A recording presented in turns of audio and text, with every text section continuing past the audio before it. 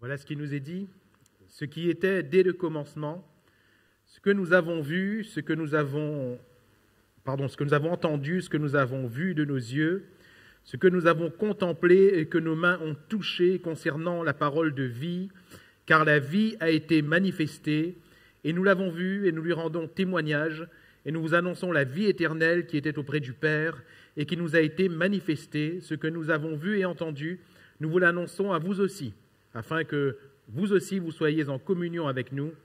Or, notre communion est avec le Père et avec son Fils Jésus-Christ.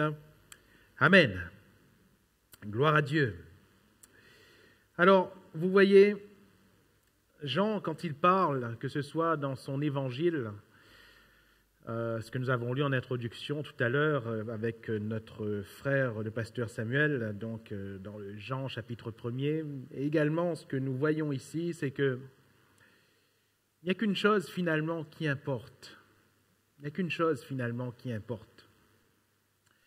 Quand on parle de chrétienté, on ne parle pas de religion, on ne parle pas de rite, on ne parle pas d'œuvre, on ne parle pas de ce que, de ce à quoi nous ne touchons pas, de ce à quoi nous ne goûtons pas, de ce que nous ne faisons pas, ou plutôt de ce que nous allons faire. Non. Ce qui est important, c'est la vie. C'est la vie. Et il est dit ici, la vie a été manifestée. Jean chapitre 3, verset 16. Pourquoi le Seigneur Jésus est-il venu? Car Dieu a tant aimé le monde qu'il a donné son Fils unique, afin, et là nous voyons le but, afin que quiconque croit en lui ne périsse point, mais qu'il ait la vie. Qu'il ait la vie éternelle. Il ne s'agit pas d'avoir une religion, il ne s'agit pas d'avoir de nouvelles mœurs, il ne s'agit pas d'avoir simplement une nouvelle attitude. Nous n'avons pas à nous forcer à faire ces choses. L'important pour nous, c'est d'avoir la vie. Jésus est mort pour nous donner la vie. Et mes frères et mes sœurs, si nous allons approcher assez succinctement et simplement ce thème, c'est parce qu'il est primordial. Il faut que tu aies la vie par Jésus-Christ. Il faut que j'aie la vie par Jésus-Christ et il faut que nous vivions cette vie qui nous est donnée. Alléluia. La vie a été manifestée dans le grec Zoé, la vie de Dieu. C'est exactement le même terme afin que nous ne périssions point mais que nous ayons la vie éternelle. Jean 3,16, vie éternelle, Zoé, la vie de Dieu. C'est la vie dont Dieu vit. Et cette vie, Dieu veut nous la donner, nous la communiquer. Quelle grâce! Quelle grâce! Dieu veut que nous vivions de sa vie. Et Dieu ne veut pas, comprenez par là, que nous vivions notre vie d'une manière améliorée. Dieu ne veut pas qu'il y ait un ravalement de façade ou un reconditionnement de notre intérieur. Pas du tout. Dieu veut nous changer. Et en nous changeant, il veut transformer tout ce qui était en nous, tout ce par quoi nous vivions jusqu'alors. Au moment où il nous transforme, il fait une chose, il nous donne sa vie. Alléluia. Et il faut que nous vivions de cette vie. L'important, frères, sœurs, l'important en chacun de nous, c'est la vie. C'est la vie. Premier volet que nous voyons ce matin s'intitule « Le Seigneur de la vie ». Nous retrouvons cette pensée au travers de la parole de Dieu et j'aimerais simplement dire ce matin en premier lieu que la vie porte un nom, la vie c'est Jésus. Le Seigneur de la vie c'est Jésus-Christ. Le texte que nous venons de lire en introduction, dans la version parole vivante, donc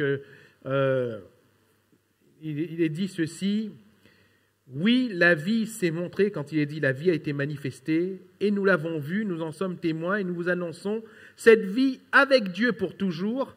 Elle était près du Père, et elle s'est montrée à nous. » Jean, quand il parle de son expérience, il parle bien sûr d'une personne. Il parle de Jésus. Et il dit qu'en Jésus, cette vie s'est montrée à nous. Jésus est vraiment cette personne qui était auprès du Père pour l'éternité, car il est Fils de Dieu, il est Dieu pour l'éternité, et il est venu sur la terre et il s'est montré à nous, il s'est révélé. La vie, c'est Jésus. Jésus est le Seigneur de la vie. Acte 3, verset 15. Voilà ce que va nous dire l'apôtre Pierre. Vous avez fait mourir le prince de la vie que Dieu a ressuscité des morts. Nous en sommes témoins. Vous avez fait mourir qui? Jésus, le prince de la vie. Amen. Le but pour nous ce matin est simplement de montrer que Jésus est le prince de la vie. Et pour nous, avoir la vie signifie simplement avoir Jésus. Alors, quand on parle du Seigneur de la vie, nous devons premièrement de parler du Dieu vivant. Il n'y a qu'un seul Dieu, et le Dieu de la Bible est appelé très souvent le Dieu vivant. Alléluia. Le Dieu vivant, le Dieu qui vit ou le Dieu en qui réside la vie. Psaume 42, verset 3, « Mon âme a soif de Dieu, va dire le psalmiste, du Dieu vivant. » Alléluia. Du Dieu vivant. L'Épître aux Hébreux va dire aussi, par exemple, dans le chapitre 10, verset 31 de sa lettre, « C'est une chose terrible que de tomber entre les mains du Dieu vivant. » Et un autre exemple, Paul, qui va déclarer dans sa première épître à Timothée, chapitre 3, verset 15, « Mais afin que tu saches, si je tarde, comment il faut se conduire dans la maison de Dieu, l'église du Dieu vivant. » Notre Dieu est le Dieu vivant. Alléluia. Nous adorons le Dieu vivant. On aurait pu prendre encore plein d'autres versets, car cette expression revient souvent. Mais que veut dire cette expression, aussi bien dans l'hébreu, aussi bien dans le grec? Cette expression, eh bien, nous dévoile le caractère de Dieu. Et ce caractère premier, c'est que Dieu est vivant, bien sûr, en comparaison aux idoles, qui ne sont pas des dieux. Pourquoi? Parce qu'ils n'ont pas la vie. Les dieux des hommes ne sont que des idoles. Eh bien, les dieux sont inventés, ces dieux-là sont inventés par des hommes. Ils fabriquent des figures. Ils le font en toutes sortes de matières. Mais Dieu, notre Dieu, le Dieu de la Bible, on ne l'a pas fabriqué. Il est le Dieu vivant. Il est le Dieu vivant. Il est le Dieu vivant par rapport aux autres dieux qui ne vivent pas, mais il est le Dieu vivant parce qu'en lui réside la vie. La vie. C'est pour cela que le Dieu vivant, notre Dieu, est aussi le Dieu créateur. Parce qu'il a la vie, vous comprenez? Donc, il donne et il ordonne la vie. 1 Corinthiens 15, 45. L'apôtre va dire, c'est pourquoi il est écrit, le premier homme, Adam, devint une âme vivante. Pourquoi? Parce qu'il a été créé par le Dieu vivant. S'il n'y avait pas le Dieu vivant, s'il n'y avait pas le Dieu créateur, c'est-à-dire le Dieu qui donne la vie,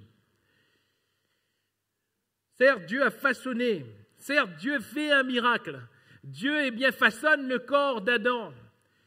Il le crée à partir de la poussière, oui. Mais si Dieu ne lui avait pas donné la vie, Adam ne serait que cadavre. Ce ne serait qu'un corps. Mais Adam devint une âme vivante. Pourquoi? Parce que le Dieu vivant a insufflé la vie dans ses narines. Alléluia. Dieu vivant, Dieu créateur. Aussi, le but de Dieu, comme nous l'avons dit en introduction, le but de Dieu, c'est la vie. Dieu est un Dieu vivant qui veut donner la vie. Dieu est un Dieu vivant qui veut nous donner la vie. Alléluia. Il veut nous donner sa vie. Et mon frère, ma sœur, cher ami, si Dieu est là au milieu de nous ce matin, c'est encore pour communiquer la vie, afin que l'on vive, non plus par nous-mêmes, non plus par nos principes, mais qu'on vive sa vie à lui. Alléluia. Jésus est le Fils de ce Dieu vivant. Rappelez-vous de la déclaration de l'apôtre Pierre en Matthieu 16, 16, révélation qui lui a été donnée d'en haut, va dire Jésus, « Tu es le Christ, le Fils du Dieu vivant. » Alléluia. Et cela est souligné. Vous savez, aucun mot, surtout les termes d'une révélation, ne sont pas hasardeux. Pierre aurait pu dire « Tu es le Fils de Dieu ». Mais il précise ici « Tu es le Fils du Dieu de la vie ». Tu es le Fils du Dieu qui a en lui-même la vie, du Dieu vivant. Alléluia. Et Jésus est le Fils du Dieu vivant. Donc, étant Dieu, à l'égal de Dieu, il est vraiment ce prince de la vie. Si Dieu a la vie en lui-même, la vie de Dieu, Jésus est aussi cette vie. Et si notre Dieu est le Dieu vivant, j'aimerais voir avec vous Jésus, celui qui est la vie. C'est ce que Jésus va déclarer lui-même. Jean 14, 6, nous connaissons fort bien ce verset, et d'ailleurs tous les versets que nous allons citer ce matin, nous les connaissons fort bien, mais les avons-nous vus au travers de ce prisme de la vie. Jean 14, verset 6, Jésus lui dit « Je suis le chemin, la vérité et la vie. » Alléluia. Jésus dit « Je suis la vie. Je suis la vie. » Jean va reprendre cette idée dans sa première épître, chapitre 5, verset 11. « Et voici ce témoignage, c'est que Dieu nous a donné la vie éternelle. » Et nous venons de parler de ce Dieu vivant. « Et que cette vie est dans son Fils. » Cette vie est dans son Fils. Vous comprenez ? Dieu, n'a pas donné seulement son Fils, et par un autre moyen ou par une autre personne, il va ensuite communiquer cette même vie. Non! La vie de Dieu est contenue dans une seule personne, c'est Jésus. C'est son Fils. C'est ce que déclare ici Jean. Cette vie est dans son Fils, de telle sorte que, verset 12, celui qui a le Fils a la vie, et celui qui n'a pas le Fils de Dieu n'a pas la vie. Jésus, le Fils de Dieu, a donc l'exclusivité de la vie de Dieu. Alléluia. Si vous venez à moi, vous ne pourrez pas avoir la vie de Dieu. Si vous venez vers une institution, vous ne pourrez pas avoir la vie de Dieu, car ce n'est pas une institution qui donne la vie, ce n'est pas un homme qui donne la vie, c'est Jésus, le Fils de Dieu. Alléluia. Paul va rajouter à cette idée en disant à Timothée, dans sa première épître, chapitre 6, verset 16, en parlant de Jésus, il va dire que Jésus est le seul qui possède l'immortalité. Le seul. Le seul. Jésus est la vie. Et comprenez bien qu'en le disant, nous ne disons pas simplement une définition, un aspect de la vie. Jésus est toute la vie. Et il contient toute la vie de Dieu. Il a en lui-même toute la vie de Dieu et il veut donner la vie de Dieu. Jésus donne la vie. Amen. Il donne la vie. Et je reprends le verset que nous avons cité tout à l'heure en le citant en entier. J'ai fait exprès de le morceler tout à l'heure. 1 Corinthiens 15, 45. C'est pourquoi il est écrit, le premier homme, Adam, devint une âme vivante. Ça c'est Adam, le premier homme. Le dernier Adam, il est parlé de Jésus, est devenu un esprit vivifiant. Âme vivante, c'est-à-dire âme qui a la vie en elle-même. Mais quand il est dit esprit vivifiant, ce n'est pas seulement esprit vivant. Oui, Jésus a la vie, mais esprit vivifiant, c'est le verbe qui découle de cette vie, et d'ailleurs c'est la même racine que Zoé, la vie de Dieu, si vous le regardez dans le grec. Vivifiant, ça signifie qui communique la vie, qui donne la vie. Jésus est devenu un esprit vivifiant. Jésus est celui qui donne la vie. Il donne la vie. Jean chapitre 10, verset 10, le voleur ne vient que pour dérober, égorger et détruire. Moi, dit Jésus, je suis venu afin que les brebis aient la vie et qu'elles soient dans l'abondance, bien sûr dans l'abondance de cette vie. Alléluia. J'aimerais tout de suite faire une parenthèse. Jésus se met tout de suite en décalage, en opposition par rapport aux voleurs. Par rapport aux faux bergers, par rapport aux mercenaires, qui eux ne donnent pas la vie, qui eux ne viennent que pour dérober, égorger et détruire, nous, c'est ce que nous lisons. Si nous lisons dans le contexte de Jean 10, je vous invite à le lire chez vous tranquillement, posément. Jésus parle des mercenaires qui ne se mettent pas en peine des brebis. Eux, ils ne veulent que leur salaire. Eux, ils ne veulent que, retirer ce qu'ils ont à retirer de ces brebis-là. Dérober, égorger et détruire. Et nous ferions bien de prendre garde, frères et sœurs, chers amis, aux mercenaires. Nous ferions bien de prendre garde aux voleurs d'hommes, aux voleurs d'âmes. Nous ferions bien de prendre garde aux séducteurs, parce qu'ils n'ont pas la vie. Et ils ne peuvent pas donner la vie. Il y a un seul bon berger, c'est Jésus. Et Jésus nous donne la vie. C'est son but. Je suis venu afin que, on retrouve ce but, afin que les brebis n'aient pas une nouvelle personne. Pas afin que les brebis aient une nouvelle religion, pas afin que les brebis, changent de religion pour en retrouver une autre. Non, afin que les brebis aient la vie. Et la vie, non pas un petit peu, la vie en abondance. En abondance. Il faut que nous ayons la vie. Jésus nous donne la vie. Amen. Comment nous donne-t-il cette vie? Par la croix. Par sa croix. Jésus nous donne la vie en mourant à la croix du calvaire. Jean 12, versets 23-24, Jésus leur répondit, « L'heure est venue où le Fils de l'homme doit être glorifié. » Il parle de sa croix. En vérité, je vous le dis, si le grain de blé qui est tombé en terre ne meurt, il reste seul. Mais s'il meurt, qu'est-ce qui se passe? Il porte beaucoup de fruits, c'est-à-dire qu'il donne la vie. Il donne la vie. Il meurt, ce grain de blé. Mais la vie va jaillir de ce grain de blé qui meurt. La vie va jaillir et le fruit va jaillir. Frères et sœurs, Jésus est mort pour nous. Et nous sommes son fruit parce qu'il nous donne la vie. Nous sommes son fruit. Nous sommes nés de lui. Nous sommes nés de lui.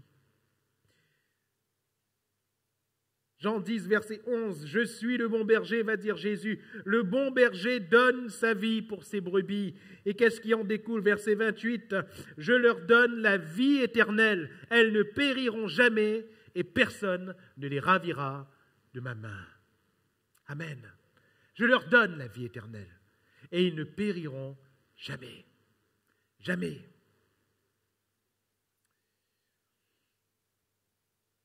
La croix est donc la démonstration de la vie de Dieu en Jésus-Christ. Cette vie qu'on appelle, que Paul va appeler l'immortalité. Cette vie qu'on appelle la vie éternelle. Cette vie qui est donc plus grande et plus forte que la mort. Cette vie est mise en évidence à la croix du calvaire.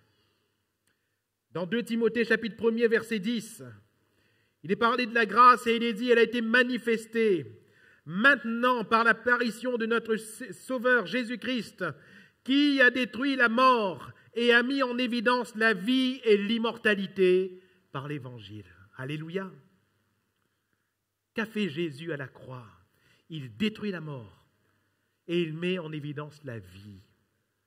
Jésus meurt. Sa mort est constatée. Sa mort est médicalement constatée par ce soldat qui va lui percer le côté.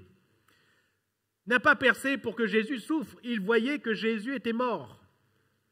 Il va juste constater cette mort et en lui perçant le côté, il va regarder la preuve de la mort de Jésus, le sang et l'eau. preuve que son cœur a bien été déchiré par la souffrance. Et la mort va être constatée, Jésus est bien mort. Preuve de la mort.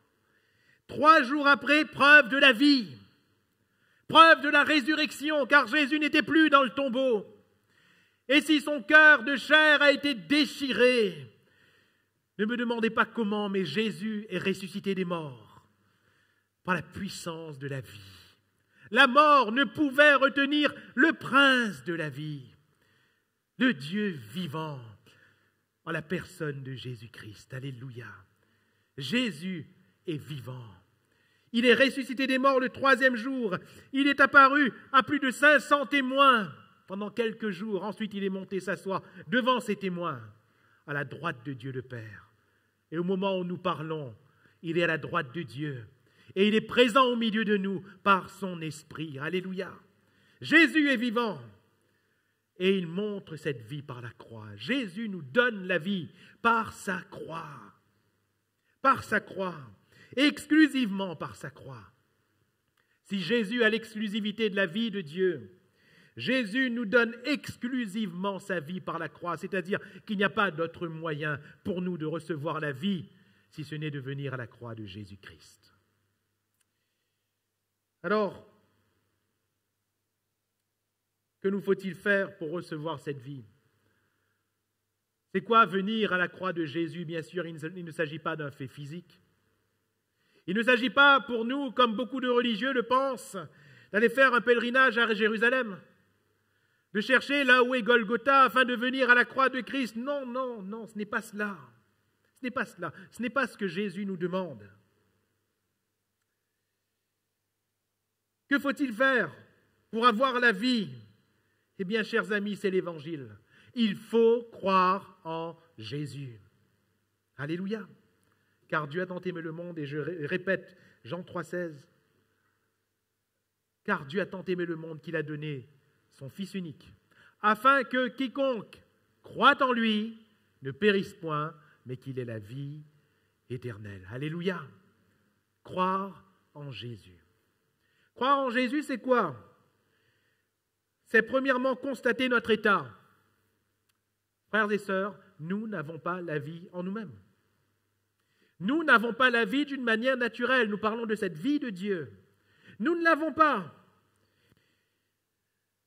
Et Paul, quand il s'adresse à ceux qui n'ont pas connu Jésus, qui n'avaient pas connu Jésus, mais qui le connaissent maintenant, c'est-à-dire aux chrétiens, à ces Éphésiens, dans le chapitre 2, verset 1er, il va dire leur état. Vous étiez morts. Vous étiez morts par vos offenses. Vous étiez morts par vos péchés. Frères et sœurs, chers amis, nous sommes morts de nous-mêmes. Qu'est-ce qui nous qualifie? Ce n'est pas la vie. Vous allez me dire, mais je vis bien pourtant. Oui, tu existes. Tu existes. Nous existons. Mais nous ne vivons pas tant que nous n'avons pas Jésus.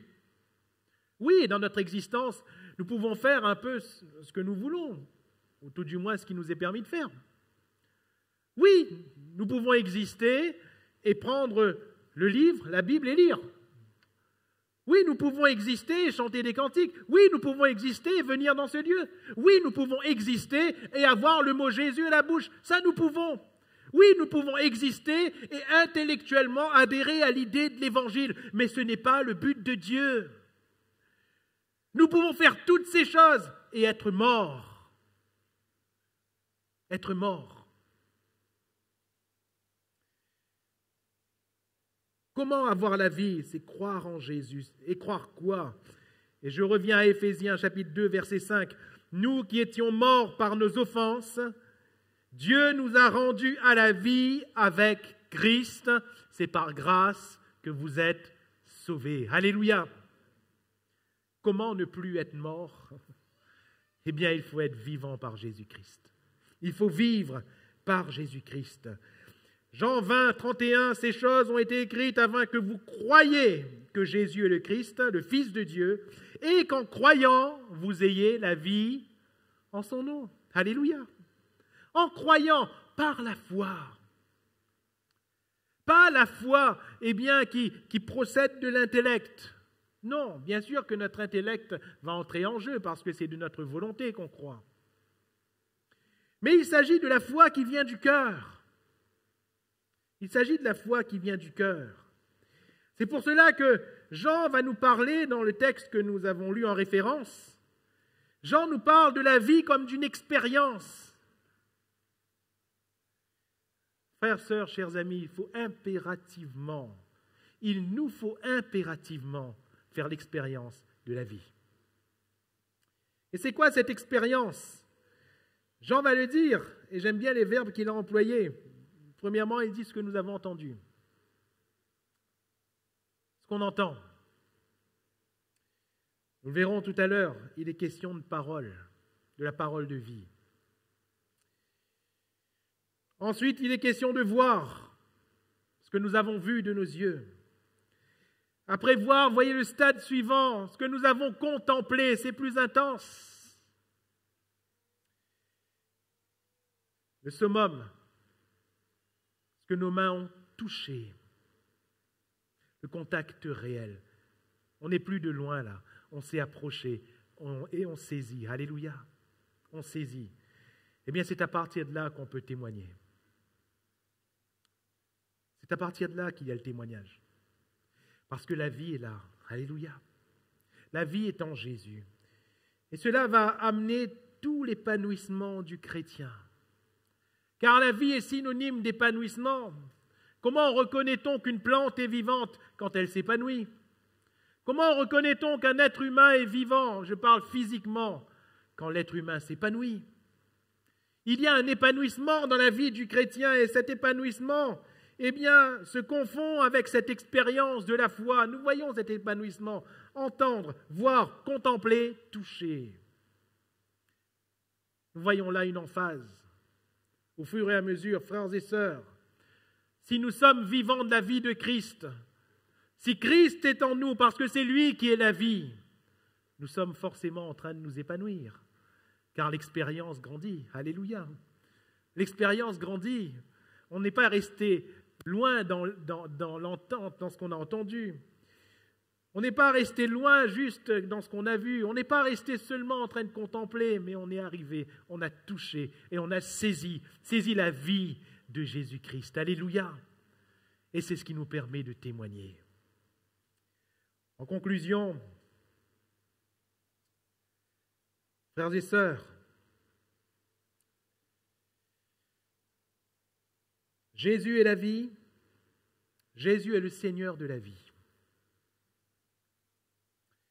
Et si ce qui est important pour Dieu envers chacun de nous, c'est que nous ayons la vie, au-delà de tout principe, de tout rite, de toute tradition, c'est que vous et moi, nous ayons la vie, frères et sœurs.